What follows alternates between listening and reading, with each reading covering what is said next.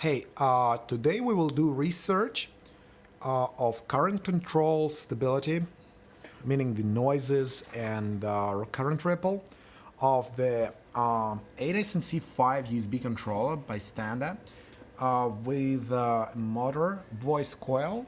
Okay, this voice coil. Okay, this one.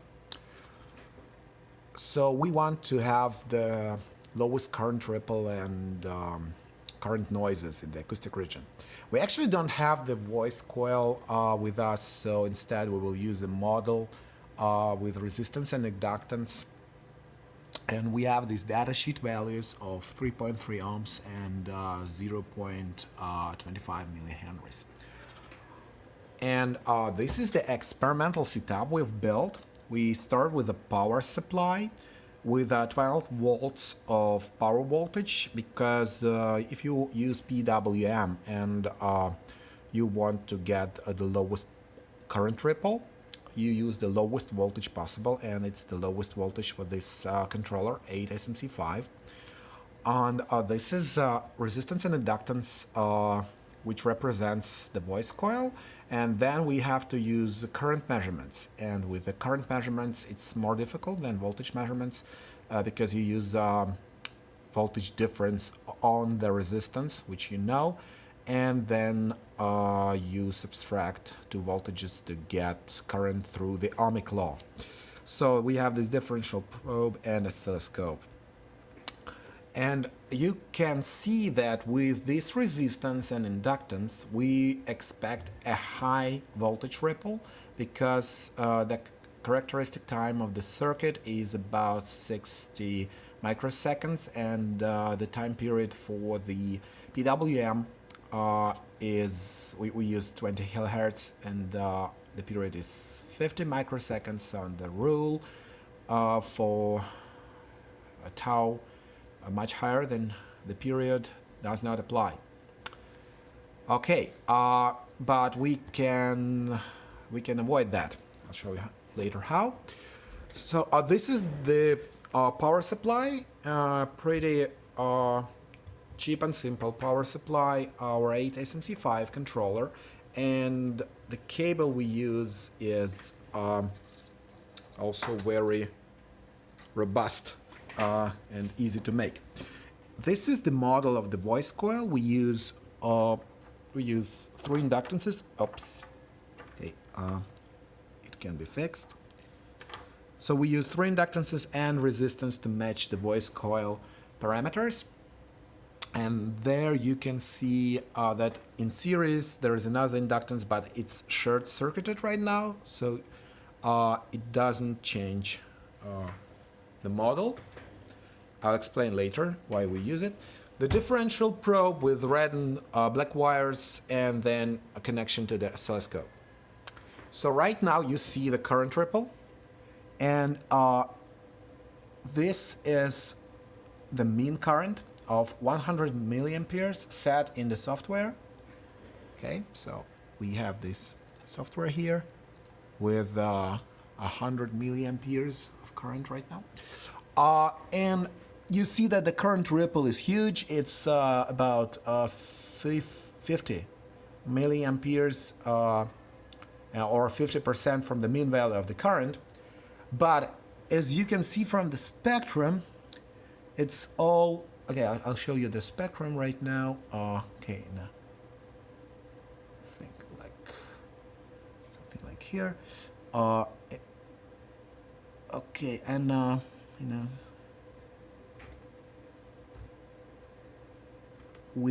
I'll show you the spectrum in the range of 50 kilohertz. So you see this line here, this narrow line, is the PWM frequency. And this is the main contribution to the signal right now. But in the acoustic range of the spectrum, the signal is much lower. First, what we will do, we will get rid of the current ripple by adding another inductance in series to the circuit.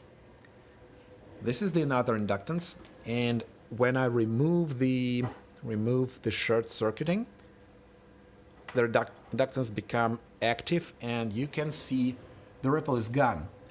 And you may think that this is the remaining current ripple, but it's actually an artifact of the differential probe, because we're measuring pretty small signals, and with the setup we have here, we cannot measure them ideally.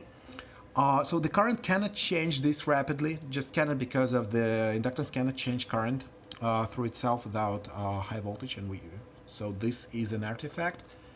So right now we're just dealing with noises of the measuring equipment.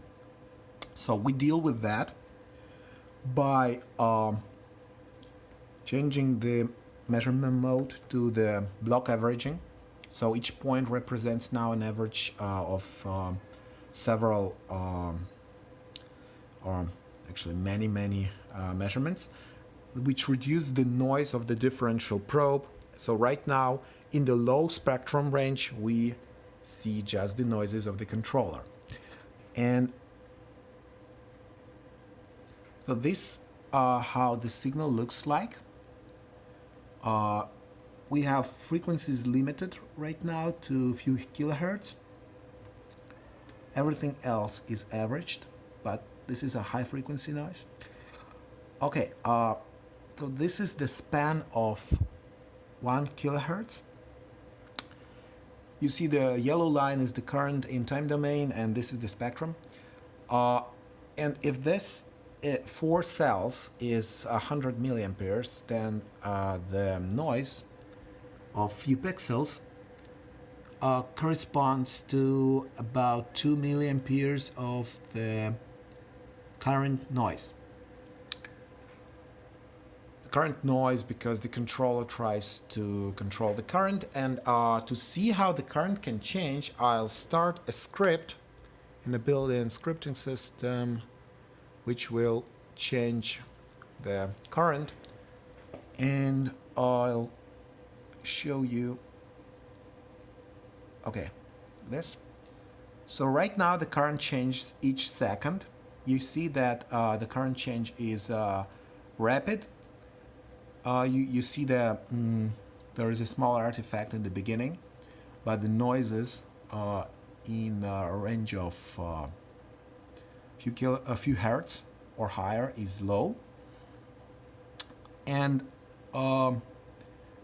right now we can measure the time it takes to change the current by using trigger, which will set make